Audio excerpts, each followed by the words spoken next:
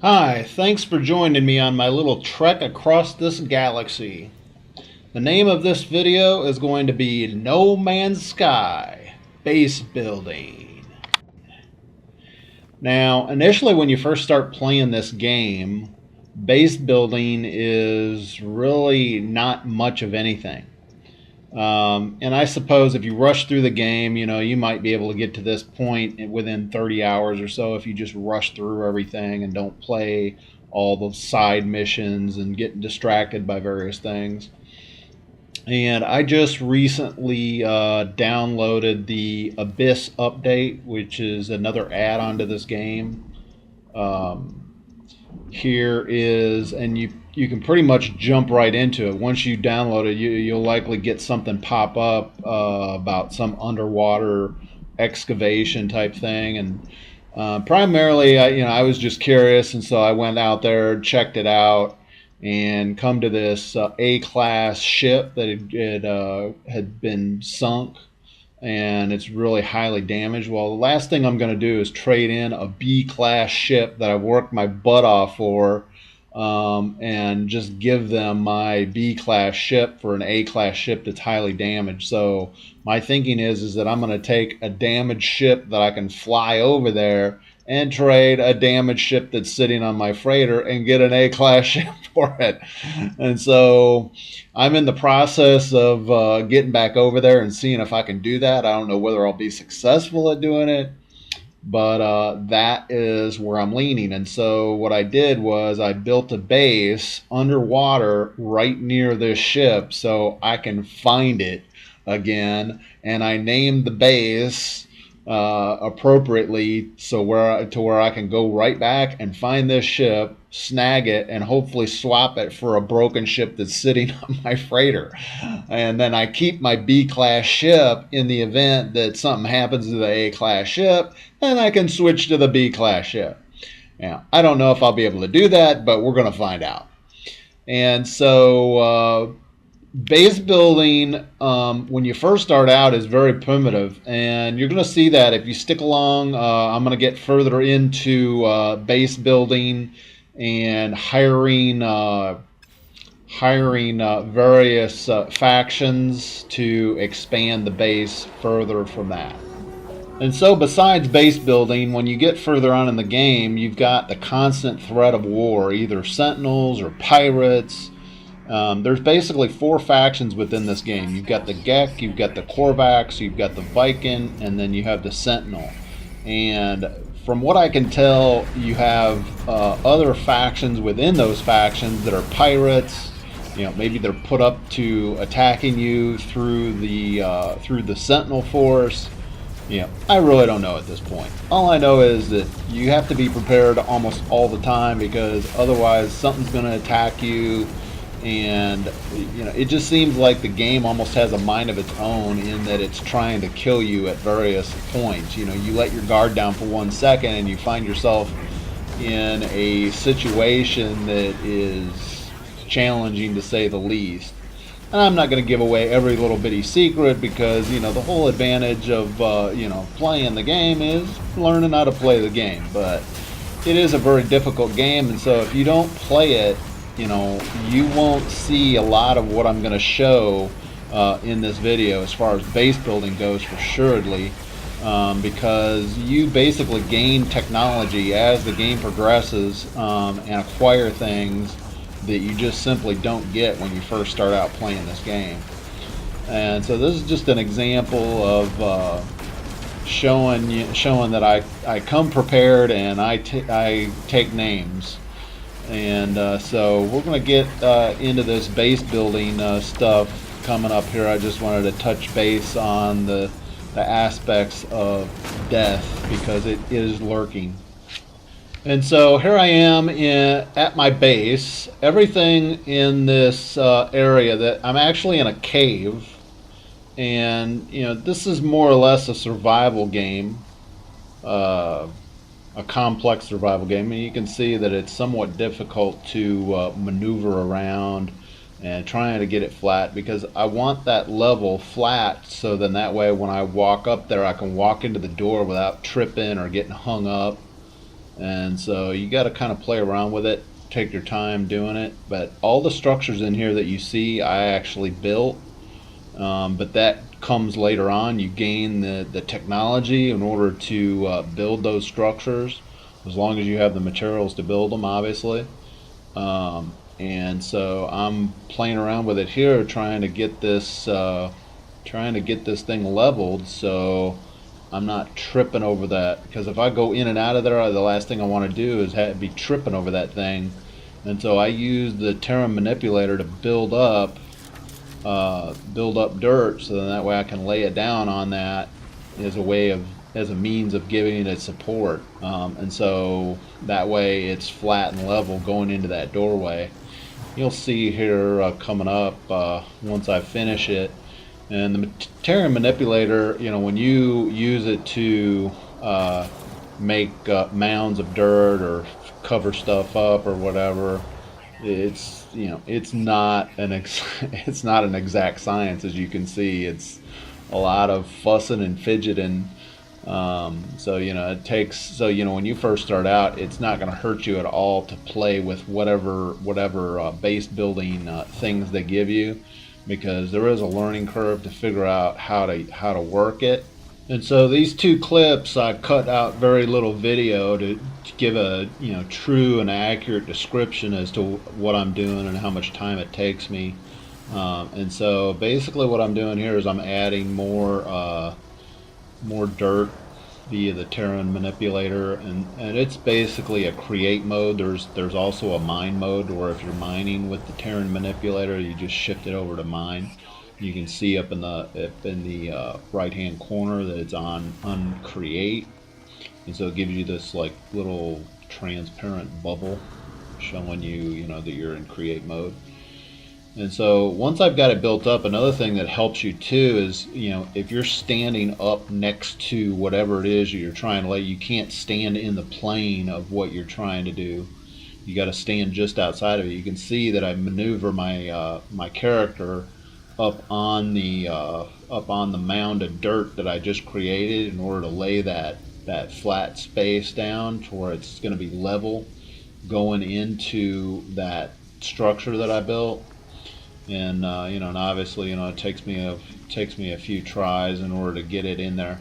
And just realize that if you create it, if you put it down and it's not right, you can delete it. You've got to basically get in there, select it with your left trigger, and then it'll have a delete emblem on there. You can see I add to it because I need to be able to stand up. I need to be able to stand up on there so I can place it right.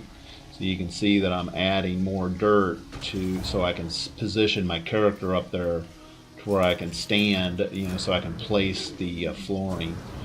And so that's what I demonstrate there. And so here is where I really start plunking it down pretty quick. This is a stairway leading back into the interior of all my little structures that I built, and within each one of those I have a technology where I've got workers in there that are working on like an armorer. There's an overseer that oversees the building. There's a farming aspect in there. There's the Exocraft technology guy. There's a scientist in there that works on stuff. And so basically my mentality of building this is basically to give me more accessibility, easy access. Like if I'm over there, over in the cave, this cave part, it gives me another entry point to where I don't have to go in through one point in the building and have to walk all the way through it. So it basically gives me an easy access point to get into the structure, based on how I've got it laid out. And so it's just an easy way for me to get around more or less without having to trip over stuff, and it makes it look neater. So this is basically what the base looks like, all laid out. And probably looks a little bit different. I think I added stairs going down into that other part of the cave.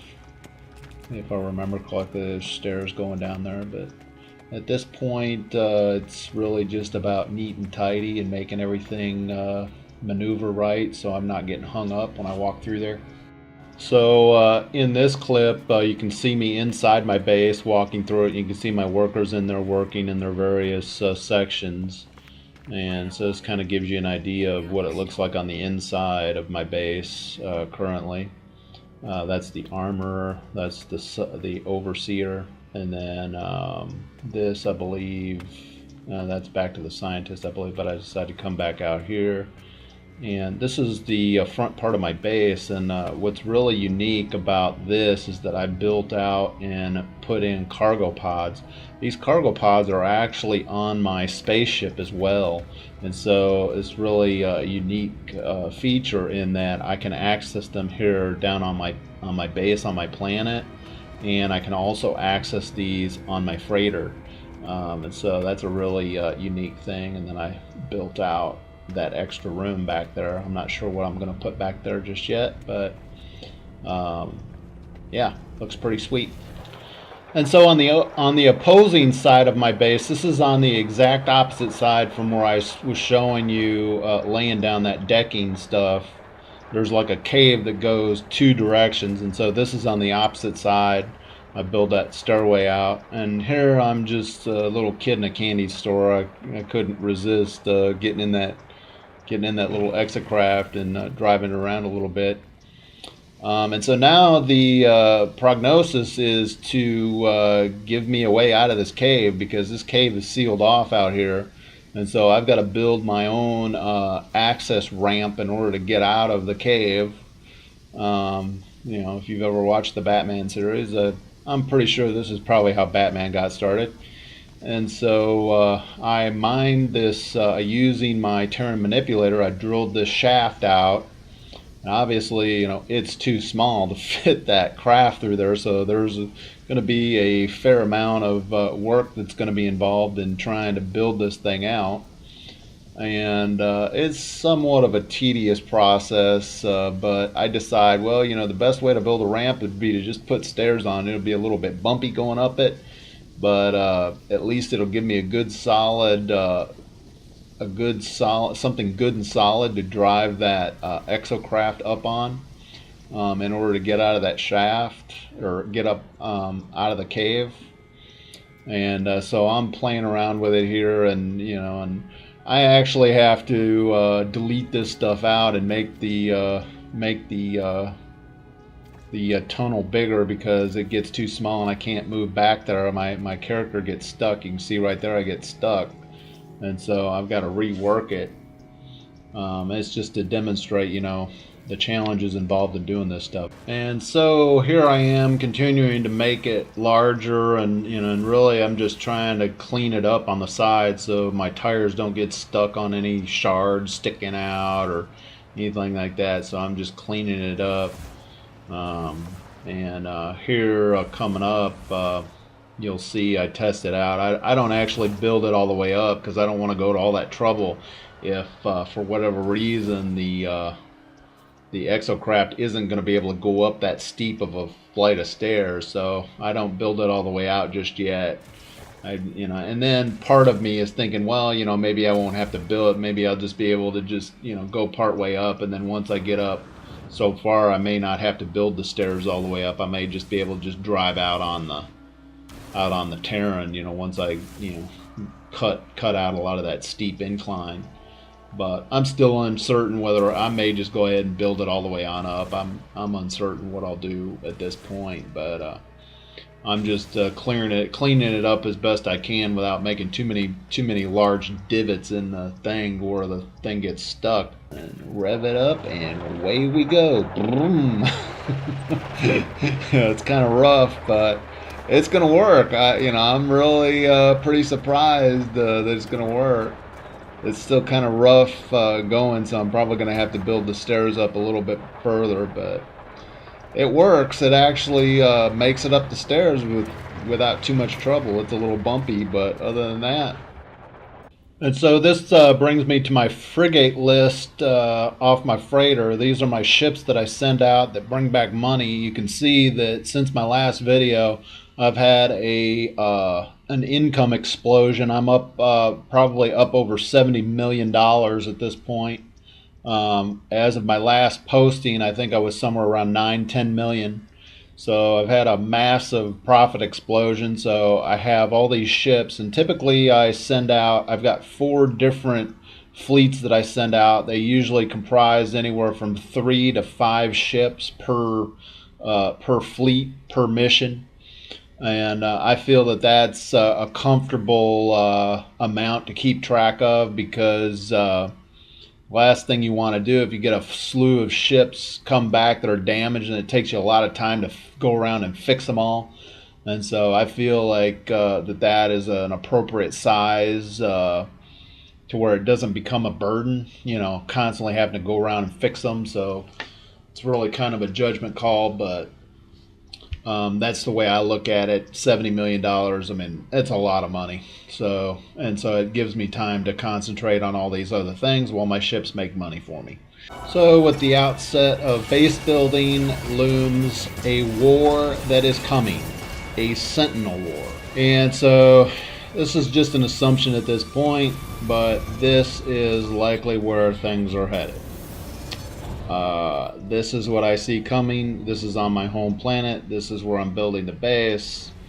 And the Sentinels are going to have to be taken care of. So with that depressing thought of war looming with the Sentinels, I figured I'd close off with this stunning scenic backdrop on a planet that I landed on. There is no shortage of material for this game.